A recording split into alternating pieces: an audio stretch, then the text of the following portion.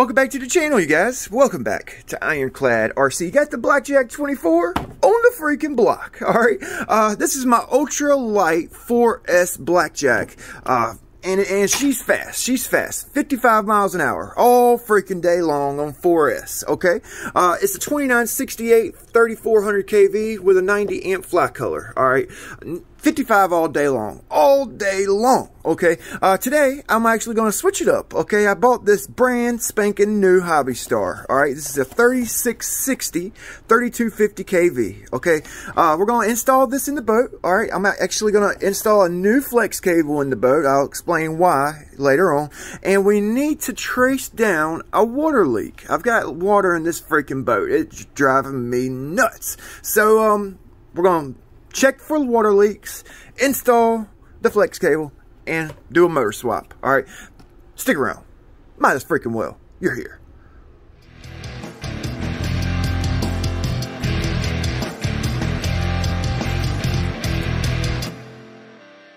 So let's get to it. Let's get to it, you guys. Yeah, man, this is a freaking ultralight setup in this boat with a 38mm 4-pitch prop, man. She's a freaking little screamer, son. Little screamer. This Blackjack, I've actually blueprinted the sponsons here. Graphite epoxy, blueprinted, okay? It adds a little extra stability to the boat, I would think. But with this boat, I've had it for about 1.5 years. I freaking love this little puppy right here, man. She's one of my favorite boats to mess around with and buy upgrade parts for. The motors are cheap, you know. Hell, I've had this ESC in this boat for 1.5 years.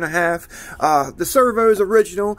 I've been through several motors in the boat. I've put a 3656 pole. I put a 3674 4-pole in it, 1900.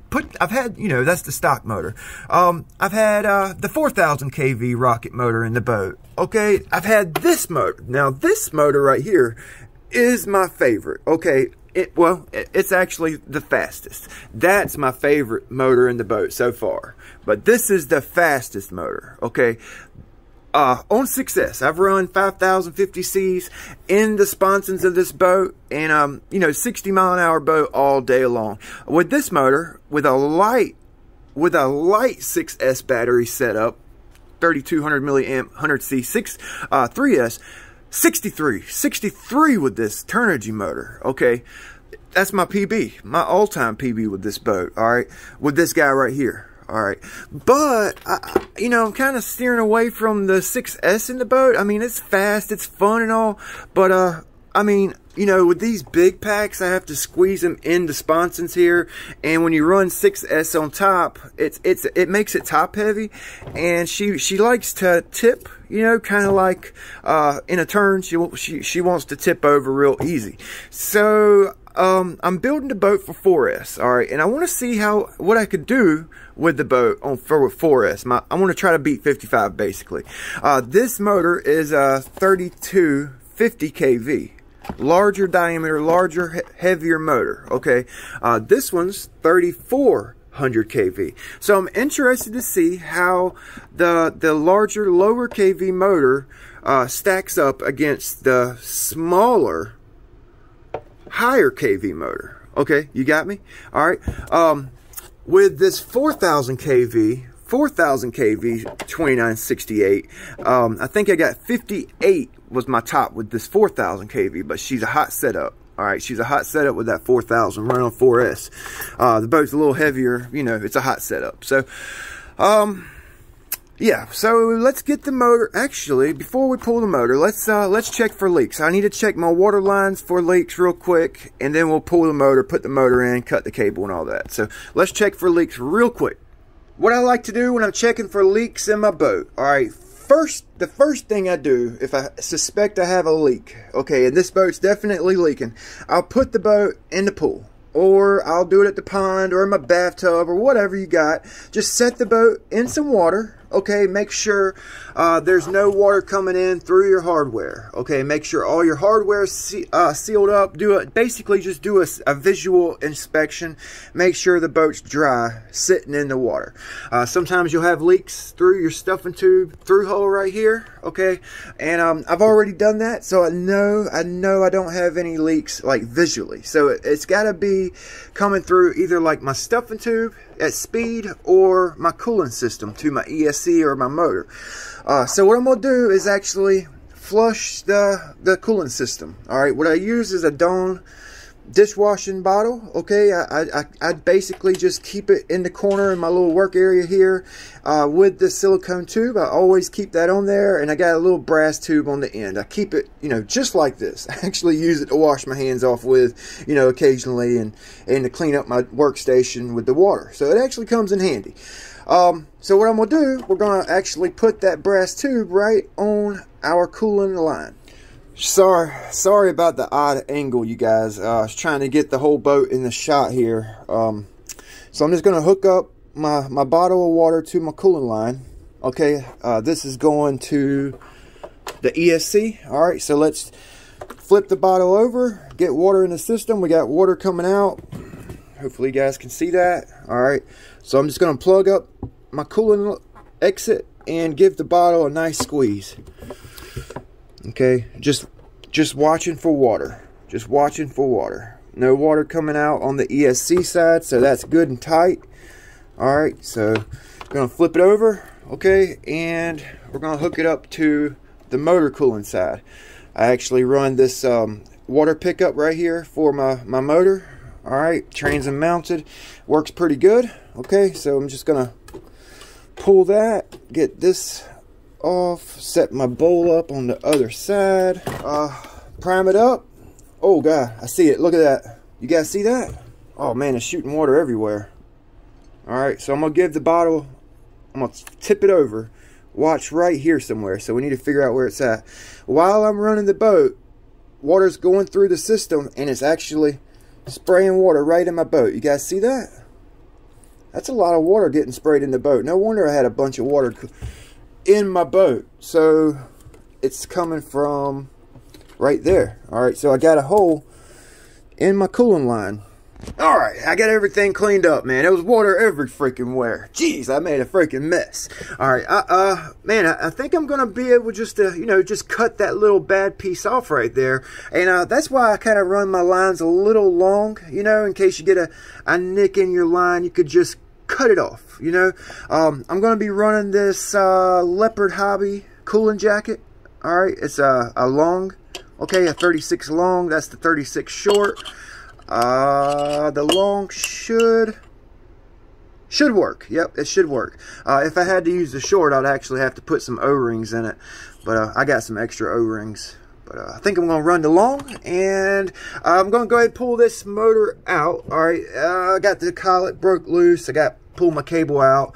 But I'm just going to pull the motor, and I'll start it back once I get the motor, you know, somewhat ready to be put back in the boat. So I got the 3400 kV 2968 out, and I got the 3660 right here. Okay, now Hobbystar motors are basically the same motor as a rocket motor. Okay, you guys see the end bell cuts here? All right, you guys see the cut in the end bell? They're basically the same motor company. Rocket makes motors for Hobbystar, or vice versa. I don't know. I'm not gonna get too technical with it, so don't you know, don't leave crazy comments in the comment section saying blah blah blah, two separate companies, because they look identical. Okay, so I'm gonna leave the collets on, but we're going to do a little weight right here. Okay, I got 204 grams on the rocket motor 2968, and the 3660 is 224, so it's not much heavier than the 4-pole rocket. All right, and actually I was thinking it was going to be more. That's not bad. That's actually a pretty light motor. Okay, it's a Y-wind 4-pole, 3250 kV. Okay, 4-pole. Right. So what I may do later on, okay, this is a 3660. I may get a rocket 3660 34, 32, 30, whatever the Delta Wind motor KV is. I'll get the closest KV to this one, and we'll kind of do a comparison. A Y wind and a 3660 Rocket Delta Wind. Okay, that should be a pretty cool little experiment. I mean, that's not going to be coming up anytime soon because I got to get materials for my mini mono hull layup. So I actually like Delta Wind motors. They're torquey. They do draw more amps. So if you're getting like a larger, like a 4092 Delta Wind, you need to make sure you can back it up, and having a big enough ESC that's going to back it up, because they will get hot if you don't have the power to feed these Delta Wind motors. Okay, so yeah, I'm gonna put this in the boat. Okay, I'm gonna go ahead and throw it in the boat. All right, I'm actually using the stock collet because I don't have any available 5 to 0.150 collet, so I'm using the stock collet. Should be fine. And we'll cut this cable to size. This cable was given to me by Fred. All right, Fred actually sent this. He spun this cable in his UL19. All right, and he sent this to me with a 3650 DYNIMITE 6-pole. Okay, and he sent this to me just, so I could use it. It's actually got a little kink, like right there. So hopefully it won't, affect the boat too much. We'll see where it lands at once I get the cable cut to size. I'm going with this longer cable. It's got a longer stub shaft on it than the cable I'm running. Okay, with this cable right here, I can't put like a pitchy prop on it. Okay, I could only get like a couple turns on my nut, so we're going to cut this cable a little bit long so we can actually put some of these pitchier, bigger props on here, and we can mess around and see what the boat will actually do with a pitchy prop, ABC prop possibly. Might need to stand off my rudder a little bit farther off the transom to accommodate the pitchy prop. We'll see. So yeah, that's basically the reason why I got this larger motor. I can't really prop up the boat with this 2968. Okay, you could prop it up to like 44 pitch or 42 4 pitch, and that's it. It'll take it. But anything more than a 4 pitch, anything bigger than a 42, is gonna get hot. Okay, that's basically the reason why I changed it out. Okay, I wanna try to get my best. I want to try to beat 63 on 4S with this boat. That's my goal. That's my goal. Okay, I got a couple props in mind that may do it. Okay, a couple strut adjustments that may get us there. Okay, it might get us there. So let me quit jacking my freaking jaws. You don't care about Delta Wind and Y wind and amp draw and all that jazz. Well, if you do, comment. Let me know if this stuff helps you out. Hopefully I got everything right, because Big B's often wrong, and I'm sure somebody's going to call me out in the comment section. Alright, so I got the motor in. Alright, she's lined up, Loctited my grub screw, got my cooling run. She should be ironclad. Okay, that looks good. That red jacket looks good in the boat. Taking my bushing out, and gonna put it on my new cable here, make sure it fits.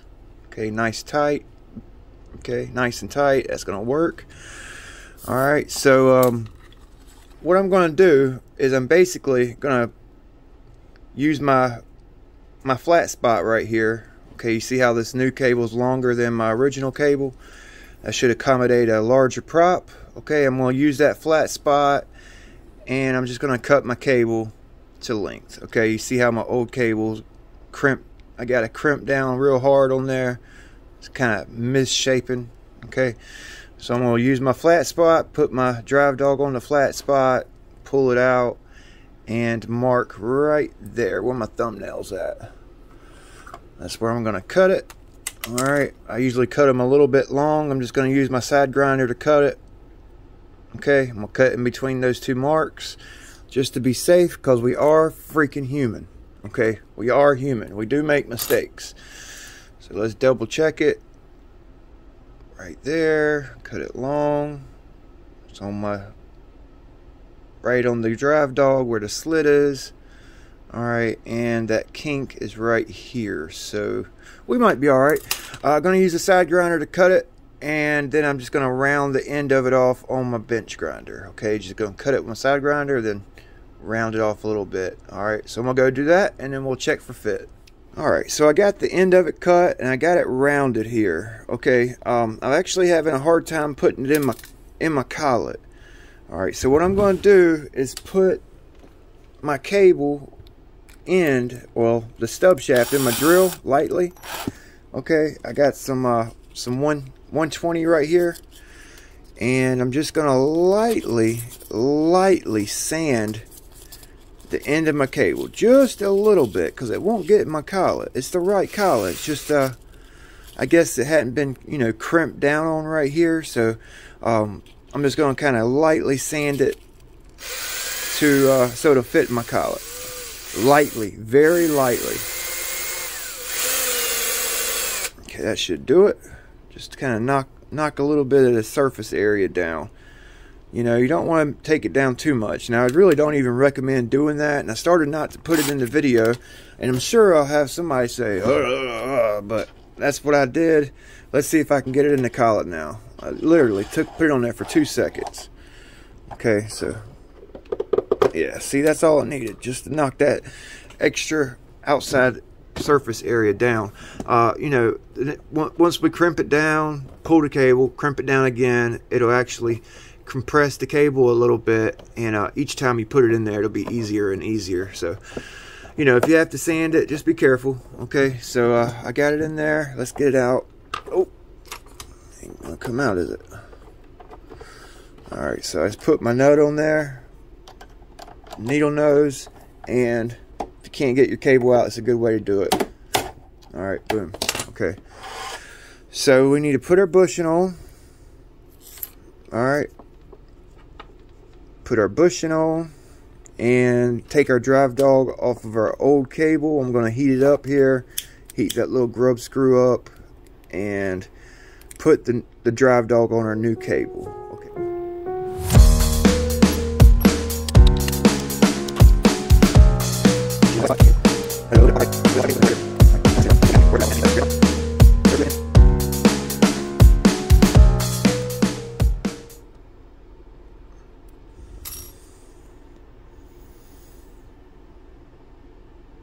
Nope, that's good enough for me. That's good enough for me. Alright, I'm not going to take any length off and being lazy. Okay, so let's grease her up here. Hopefully this cable's not too loud, man, because it's got that kink in it. It should be alright.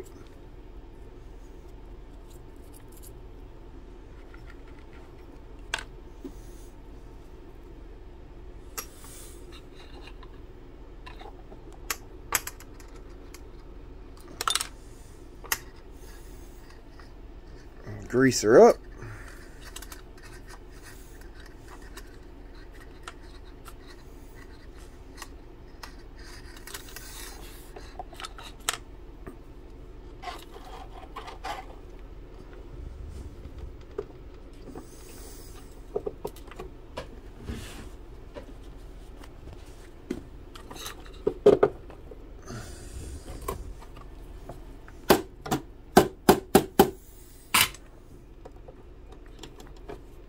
Okay, so let's tighten it down on our collet here and spool her up, see what that new cable sounds like, because I might not even use it. It might be too kinked. We'll see. We'll see.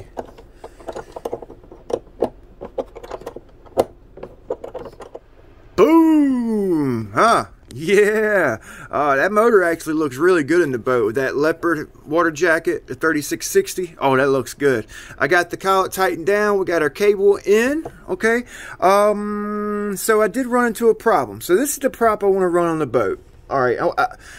I like a TFL 438 in this boat. Okay, that got me my 63. Hands down, that's my favorite prop. So I've actually got a couple strut positions, like I mentioned earlier, that may allow us to run these bigger props. You know, I want to try to stock UL19 prop. I got an ABC prop on there. I got a couple other props I want to throw on the boat to try to get us our 63. Hopefully this motor will do it. I doubt it, but it's high hopes. Set your goals high. Okay. So yeah, I ran into a problem. All right. with my rudder here, it's definitely going to hit the propeller, okay? It's definitely going to hit it, no questions asked. So I'm going to spool it up for you guys so you can hear the drive line, since we did install a new cable. Yes, sir, buddy. Oh, look at it. It's blowing the lighter way over there. So that's going to work. That's going to hopefully you guys kind of learn something. Look how high my water pickup is off the ride surface. It picks up plenty of water right there. That's crazy, right? Crazy. Okay, that's crazy, huh? It picks water up perfect right there. Okay, so yeah, I'm gonna let you guys go. The video's already long. Okay, we're gonna run this high rake when we take it for its water test. All right, so I hope you guys enjoyed the video. Hope you learned something. Maybe not. Maybe you did. I don't know. So hit the like button. Like, comment, subscribe to the channel. Big B with Ironclad RC. Boom! Bonus. Alright, a little bonus for you. If you're stuck in here this long, you deserve a little bonus. I had a piece of composite block that I actually cut to size. It's actually really thick, and I actually used iron screws to mount it with. I didn't have any long enough stainless steel screws, but it may be temporary, just so we could try it out here shortly with this prop right here. I'm not going to run it like right now with this block on it. I was just making it, you know, so it's already done. I could throw it on later on. But, you know, just a little idea if you need to bring your rudder out to, you know, clear a certain propeller that you're running on a boat, you could just put a little block. I've used cutting boards. This is a composite Darylin. You can use Darylin or whatever, but you know, a little idea for you. If you want to run some bigger props on your boat, you can extend your rudder off the transom a little bit. Just know when you extend your rudder off the transom of a boat, it's actually going to sweep the back of your boat out more so than it did before. So just kind of keep that in mind. I think I'm going to remove it because I want to see what the boat does with the propeller I've been running. Kind of keep a control, you know, with that 438. So I'm going to take it off, and I'll see you at the pond here shortly, you know, in the next couple videos. A little bonus for you guys.